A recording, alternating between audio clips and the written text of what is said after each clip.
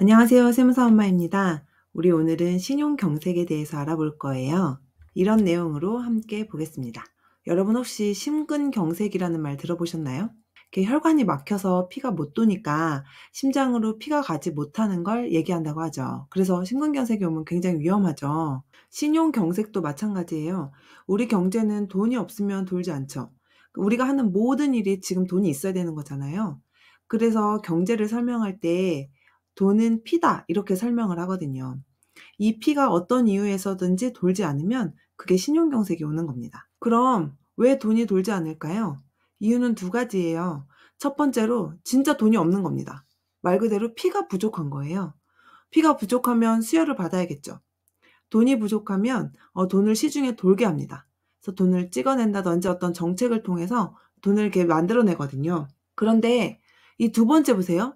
통로가 막혔어요. 이게 무슨 말인지 자세히 볼게요. 우리 지난번에 뱅크런에 대해서 봤었죠. 사람들이 내 돈 찾으러 막 앞다퉈서 은행으로 가는 걸 말한다고 했어요. 이렇게 예금한 돈을 다 가지러 오면 은행은 그 돈을 다 줄 수가 없으니까 도산하게 되었죠. 신용경색인 이렇게 일부 은행이 도산하거나 부실하게 되는 것부터 시작을 하게 됩니다. 은행은 우리한테 돈을 빌려주고 받기도 하지만 기업들과도 거래를 하죠. 이렇게 서로 돈을 주고받고 있어요. 기업은 영업활동하면서 대출을 활용합니다. 근데 실질적으로 대출 없이 영업하는 기업은 거의 없다고 보시면 돼요. 이런 상황에서 예를 들어서 이 은행이 실리콘은행처럼 파산을 했어요. 그러면 기업들은 여기 예금한 돈 못 받죠? 그리고 당연히 대출 못 받겠죠. 은행이 없어졌잖아요. 근데 이 기업은 항상 다른 기업과 거래를 하고 있죠. 서로 물건을 사러 팔기도 하고요.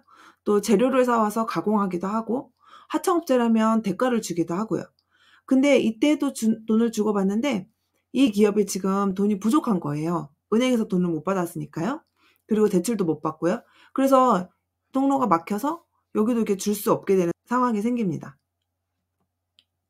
마찬가지로 이쪽에 있는 업체들도 다 은행과 거래를 하고 있었거든요. 근데 지금 이 은행 자체가 망한 상태잖아요. 그러니까 은행과 거래하는 모든 거래가 다 스탑이 되는 겁니다. 그래서 이렇게 기업들 사이에서도 돈이 돌지 않으면 이 기업은 물건 팔고서 내가 나중에 줄게 했던 돈도 못 받게 되고 또 물건을 사올 수도 없게 되고 돈이 계속 돌지 않는 거예요. 그러면 다른 은행에 찾아가겠죠. 파란색 은행에 가서 "저 돈 좀 빌려주세요."라고 하는 거예요. 근데 이 파란색 은행이 보기에 이 기업은 지금 어때요? 되게 위험하죠. 돈이 없어서 다시 자기한테 빌리러 온 거잖아요. 그럼 돈을 뗄 수도 있겠죠. 그럼 파란 은행은 자기도 위험해지니까 돈을 안 빌려줍니다. 그러면 이 기업은 더 위험해져요. 근데 이렇게 돈이 부족할 때는 기업만 문제가 되는 게 아니죠. 기업에는 수많은 사람들이 연결이 되어 있잖아요. 자, 이 상황을 지금 보시니까 어때요? 되게 답답하죠? 뭔가 꽉 막혀 있는 것 같죠? 이게 바로 신용경색입니다. 한국은행 책에도 이렇게 표현되어 있어요. 신용경색이 나타나는 과정은 보통 다음과 같다. 이거는 같이 읽어볼게요.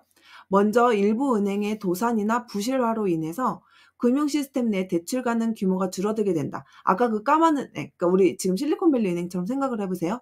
은행이 망했어요. 그러면 대출을 못 하게 되죠. 그러면 이들 은행과 거래하던 기업들도 돈을 못 빌려요.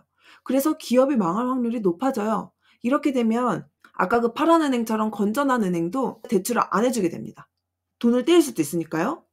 그러면 다시 이 시스템 내에 유동성이 부족해진단 말은 돈이 안 돈다는 거예요. 돈이 안 도니까 은행은 또 돈을 안 주게 되는 그런 악순환이 발생하게 된다라는 거예요. 이런 신용경색은 신용도가 낮은 중소기업이나 가게와 같이 직접 금융시장을 이용하기 어려운 부문에 더 큰 영향을 미치게 된다. 그러니까 굳이 표현을 하자면 큰 기업보다 작은 기업이 더 영향을 많이 받게 되고 또 기업보다는 개인이 영향을 많이 받게 된다는 거예요. 그래서 우리나라도 우리 IMF 사태라고 하죠. 이 외환위기 때 극심한 신용경색으로 인해서 이게 돈이 한 번 안 들기 시작하니까 도미노처럼 줄줄이 망하는 그런 경험이 있었던 거죠. 그럼 우리 기사를 볼게요. 우리 빅스텝 그러니까 기준금리를 올리는 그런 발걸음에 대한 전망이 0%로 변했다. 그러니까 사람들이 생각하기에 이번에는 금리를 안 올릴 것 같아.'라고 생각을 한다는 거죠. 왜냐하면 실리콘밸리 은행의 파산 사태가 지금 위험하다라고 생각을 한다는 거예요. 그러니까 아직은 발표가 안 됐으니까 진짜 올릴지 안 올릴지는 모르지만 사람들이 생각하기에 이 실리콘밸리 은행 사태가 금융 시스템에 광범위하게 전이되지는 않아도 여전히 신용경색으로 이어질 가능성은 남아 있다. 그러니까 뭔가 되게 지금 돈이 도는 게 막힐 수가 있다. 그래서 위험하니까 아마도 금리를 못 올릴 것 같다. 이렇게 예상을 한다라는 걸 기사에 쓴 거예요. 근데 이게 실제로 어떻게 될지는 지켜봐야겠죠. 우리 오늘은 신용경색에 대해서 알아봤어요.